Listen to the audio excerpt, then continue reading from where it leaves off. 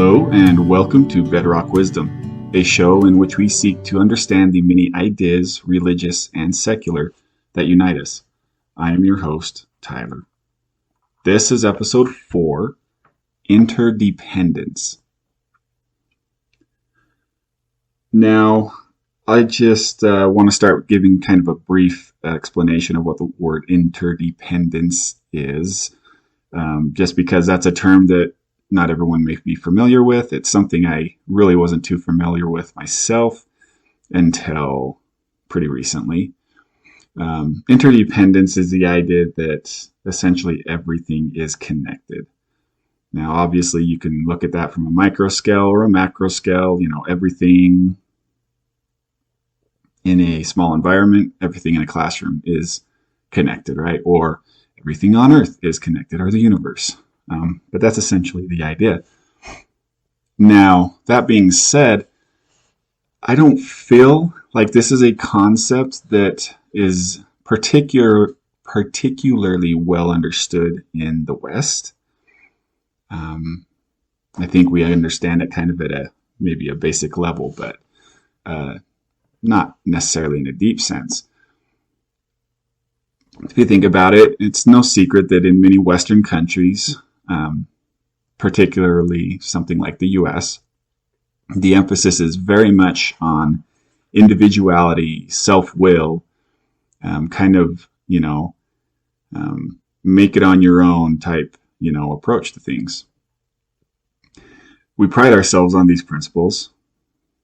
And as more and more people move to places like, big cities and work desk jobs or white-collar positions, I believe it's becoming easier for many people to lose connection with the fact that we are all dependent on more than just ourselves. That being said, I would like to begin with a concept that might be a little more familiar to Western sensibilities, at least, if you spend any time learning about the natural sciences. So most of us are familiar with the term ecosystem. Now, every place on Earth belongs to a particular type of ecosystem. Wherever you live right now, you are in an ecosystem. Even if that ecosystem is a city, go outside the city or look into the history of where you live, you'll find some natural ecosystems. Now, city's kind of an odd one, so I won't go too much into that. That's kind of a man-made one, but thinking of a natural ecosystem, they'll comprise of unique land masses. These unique land masses can affect weather patterns, such as, how often does it rain? Does it rain? What way does the wind blow? How intense can the wind blow? Different things like that. So unique land masses affect weather patterns. These weather patterns will affect availability of water. Availability of water affects the landscape. Do you have a, soft soil or a dry, gritty sand? Muds, all these different things depend on water availability. The water in the area affects, which types of plants are going to be available in that area. Obviously, wet places, you're going to get more plants than dry places. And the presence or lack of presence of, different types of plant life will affect the presence of herbivores, plant-eating animals, which affects the presence of carnivores. Obviously, if there's no meat, they're not going to show up. If there's no plants, the herbivores aren't going to show up. And you can just go on and on and on with all of these interconnections. And, I myself, I'm a little bit of a natural sciences nerd. I kind of wish I would have gone more into it professionally, but so things are. But really, you can come down to just differences between different species of like squirrels. Like, why do these squirrels live here, and why do the other squirrels live there, and why do they not intermingle? All of these different things interact, and we are part of the natural world. So we're not immune to this. We are not separate from this. And I think sometimes it's really easy for us to forget that that's the case. So I only mention, in particular that in the West we seem to struggle with this concept more. The implication here that I'm making is that Eastern belief systems and religions, they are much more aware of these interconnections in a lot of different levels, right? Like I just gave an example of a very physical level of this interconnection, but there's a lot of different ways of looking at it. Now, picture with me, if you will, the Yin Yang symbol. I'm assuming most of you are familiar with it, but I'm not going to assume everyone is. But however, this symbol of the Yin Yang, or Yin and Yang, may be the most well-known symbols in the West that actually originated in the East. Traditional East-West. You know what I'm saying. So it actually came from ancient China, to be more precise, and the Daoist or Taoism religion. Now, I always thought, this thing looks cool. So if you can picture it in your mind, you have a circle. And in that circle, you have what essentially looks like two teardrops circling around each other. Kind of like, imagine something, water going down a drain, right? They're just circling around each other. One's black, one's white. And then inside the rounder part of the teardrop on each color, you have a small dot of the opposite color. So in the black teardrop, you got a white dot. In the white teardrop, you have a black dot. And this all has meaning. I never realized until more recently, when I looked deeper into this, how much meaning is behind this. I just thought it looked cool, So think of it this way. Many of us have heard, oh, that's just another side of the same coin. I don't really have a specific example to give here, but if you ever heard that term, the idea is that, one thing affects another thing and vice versa. So in Taoism, this comes into play in, like I said, a lot of different arenas, but in the forces of the universe, this very much comes into play. So one imagery that I really like from this, to kind of illustrate what I'm trying to explain here. Imagine waves, right? Waves in the ocean, or maybe kind of a simplistic drawing of waves from the side, right? What makes a wave a wave? Is it the presence in an ocean? Does that make it a wave? Well, you can get waves in smaller bodies of water, right? You get the wind whipping up pretty good over a lake, you'll get waves. So it's not the ocean that makes it a wave. Is it water in general?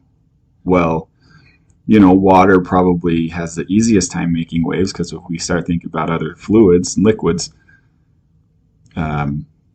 generally going to get thicker the less water that's present, right? So probably harder to come up with waves, but it doesn't mean it's impossible.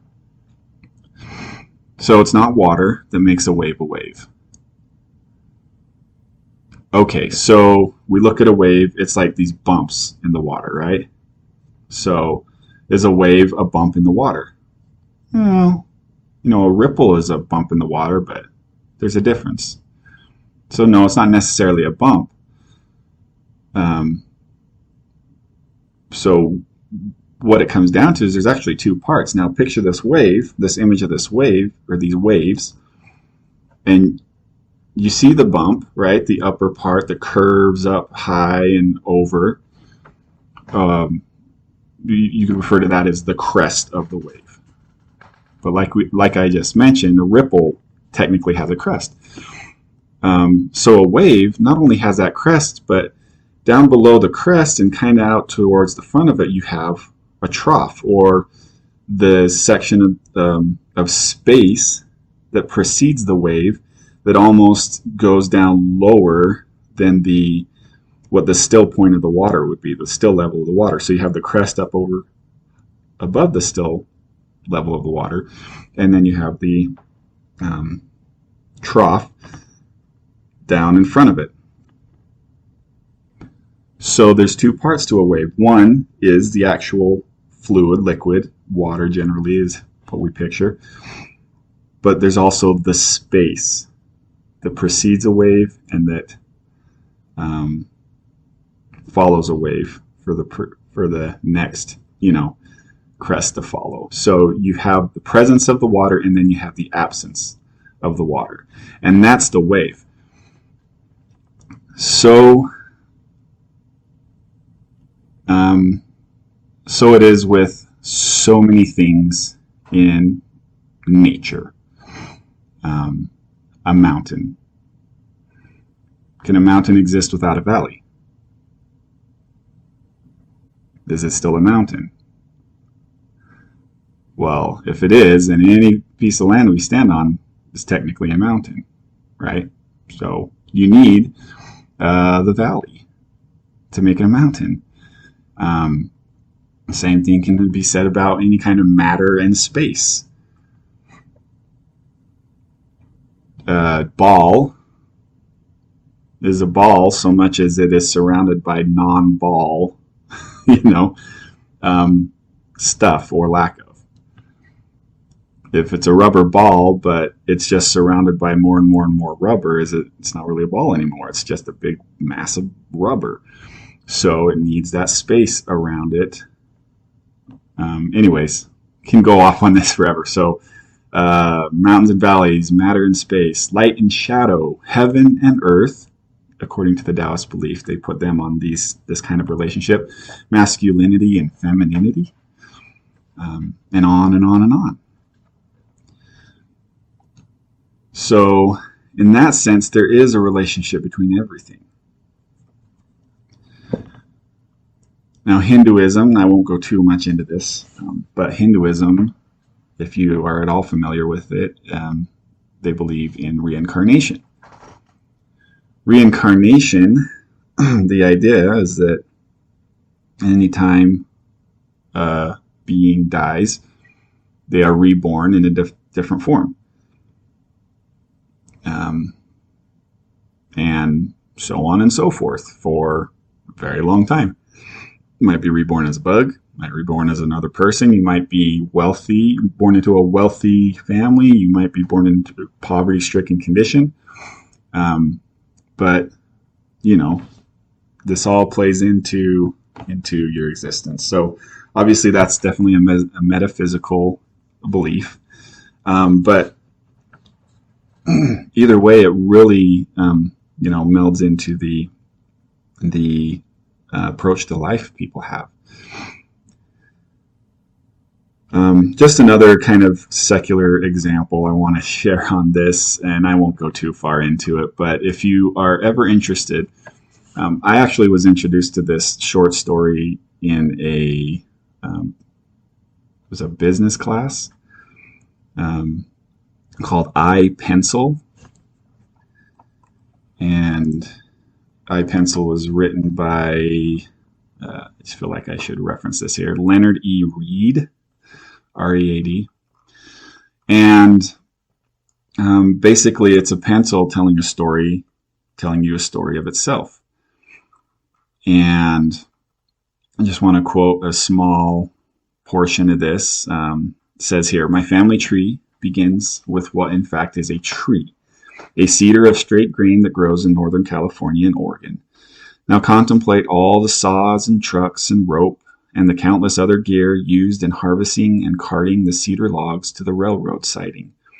Think of all the persons and the numberless skills that went into their fabrication, the mining of ore, the making of steel and its refinement into saws, axes, motors, the growing of hemp and bringing it through all the stages to heavy and strong rope, the logging camps with their beds and mess halls, the cookery and the raising of all the foods.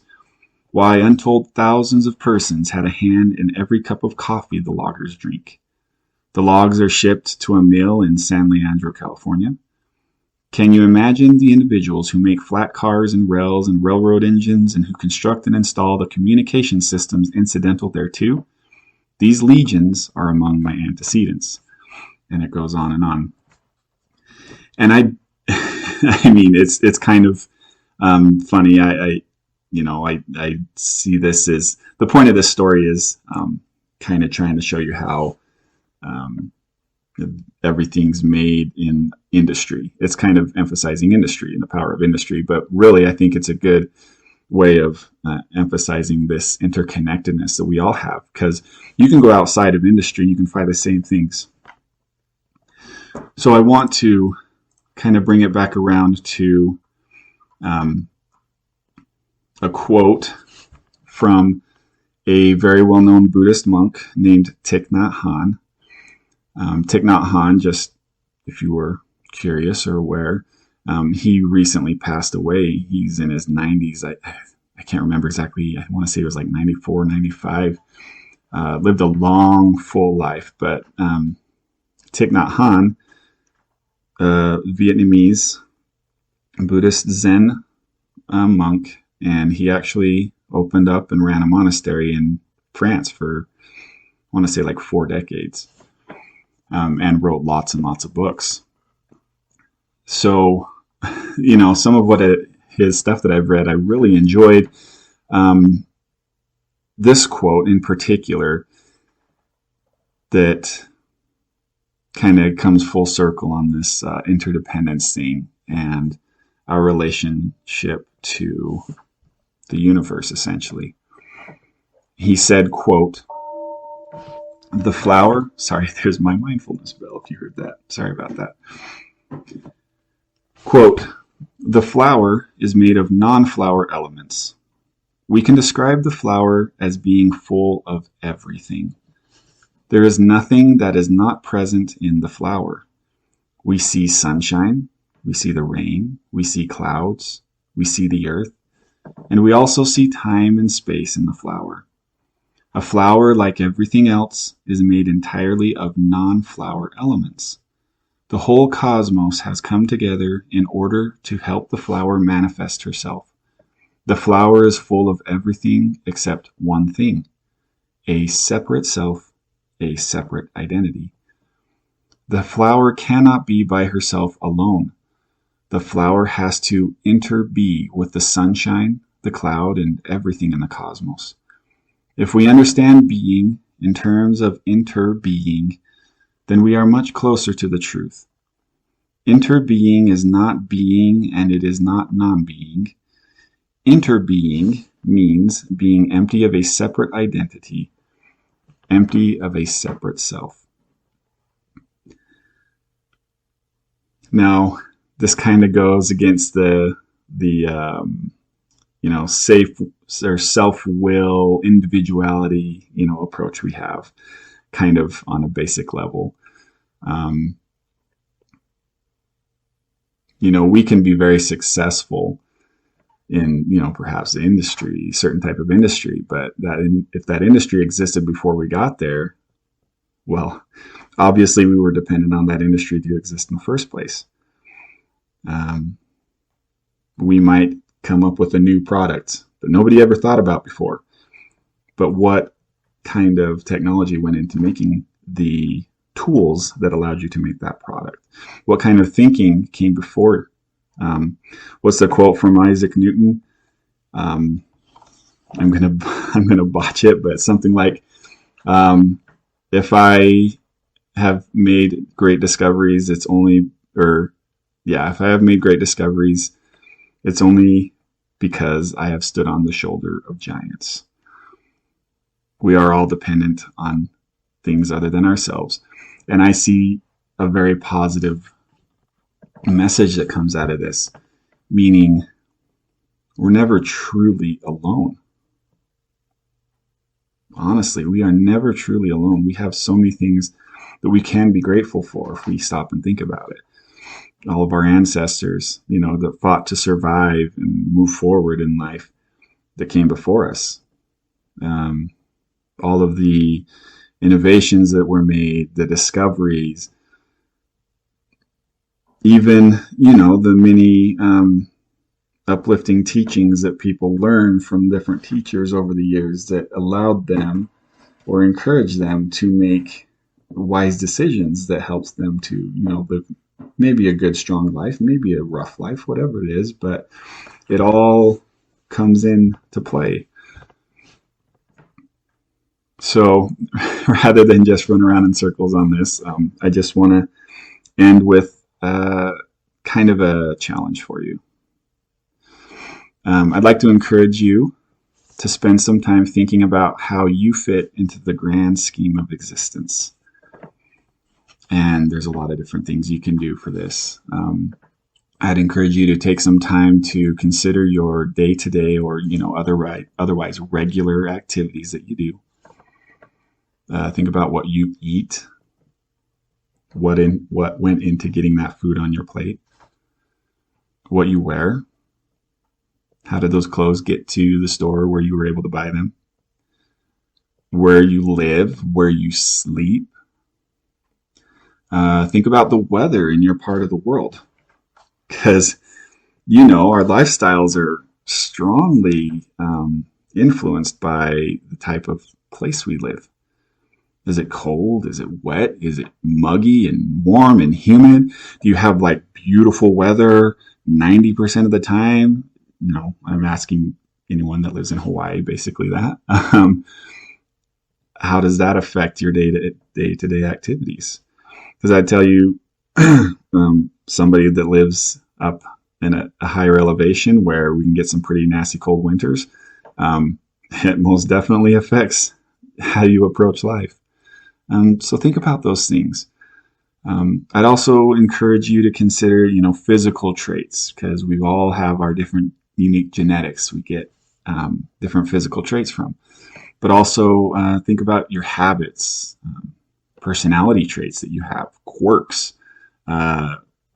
things you like, things you dislike, because we're all different. I think we can all recognize that, but just think about, where do those come from? What are all the factors that play into making you who you are right now? And then just one kind of, more broad thought I want you to think about. Just think about your body. Think about all the elements that make up your physical body. And just imagine how many of those elements traveled millions of light years to end up here on our planet, that went into your food or your drink, that went into building your cells. In a real sense, we are truly part of the universe. And I think that's a beautiful thing. And I want to thank you for taking the time to listen to me today, and I hope you found something useful here.